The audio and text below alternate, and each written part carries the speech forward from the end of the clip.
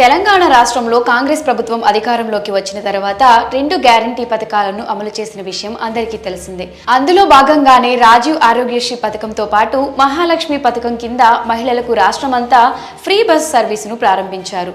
ఈ క్రమంలోనే ఎన్నికల సమయంలో ప్రజలకు ఇచ్చిన హామీల మేరకు 6 గ్యారంటీ పథకాల అమలు కోసం ప్రజాపాలనా కార్యక్రమాన్ని విజయవంతంగా మొదలుపెట్టారు. అయితే తాజాగా ఈ పథకాలతో పాటు కొత్త పోర్టల్ కోసం మంత్రి శ్రీధర్ బాబు కీలక వ్యాఖ్యలు చేశారు.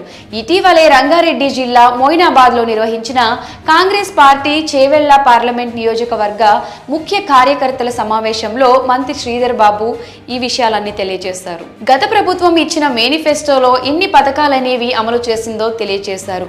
ఇక కాంగ్రెస్ ప్రభుత్వం అధికారంలోకి రాగానే ప్రభుత్వ ఉద్యోగులకు కూడా 1వ తేదీన జీతాలు వస్తాయని మంత్రి తెలియజేశారు. అలాగే రానున్న లోక్సభ ఎన్నికల్లో తెలంగాణ రాష్ట్రంలోని 17 స్థానాలకు గాను 17 సీట్లు కాంగ్రెస్ పార్టీ గెలుస్తుందని మంత్రి శ్రీధర్ బాబు ధీమా వ్యక్తం చేశారు. ఇక కాంగ్రెస్ ప్రభుత్వం అధికారంలోకి వచ్చిన 100 రోజుల్లో 6 గ్యారంటీలు పథకాలను అమలు చేస్తామని హామీ ఇచ్చిందని, ఇందులో భాగంగానే ఇప్పటికే 2 పథకాలను అమలు చేశారని ఆయన తెలిపారు. అలాగే త్వరలో 200 యూనిట్ల ఉచిత విద్యుత్తో పాటు 500 రూపాయలకే గ్యాస్ సిలిండర్ పథకాలను కూడా అమలు చేస్తామని తెలిపారు.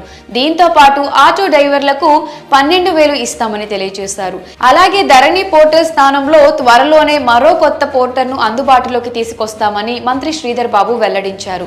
అంతేకాకుండా ఫేక్ డాక్యుమెంట్స్ పేరుతో ప్రభుత్వ భూములను కాజేసిన వారిపై ప్రభుత్వం కఠిన చర్యలు తీసుకుంటుందని తెలిపారు. ఇక గృహజ్యోతి, మహాలక్ష్మి పథకాలను త్వరలోనే ప్రారంభించడమే కాకుండా 200 యూనిట్ల వరకు విద్యుత్ వినియోగించే వారి నుంచి ఛార్జీలు వసూలు చేయబోతున్నామని కూడా తెలిపారు.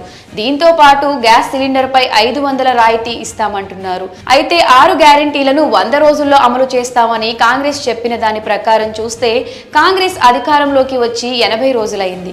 అంటే ఇంకో 20 రోజుల్లో మిగిలిన హామీల అమలుకు సంబంధించి గుడ్ న్యూస్ వినవచ్చు అన్నమాట. మరి త్వరలోనే ఫ్రీ కరెంట్ 500కే గ్యాస్ సిలిండర్ పథకాలను అమలు చేస్తామని మంత్రి శ్రీధర్ బాబు చేసిన వ్యాఖ్యలపై మీ అభిప్రాయాన్ని కమెంట్ సెక్షన్లో కమెంట్ చేయండి.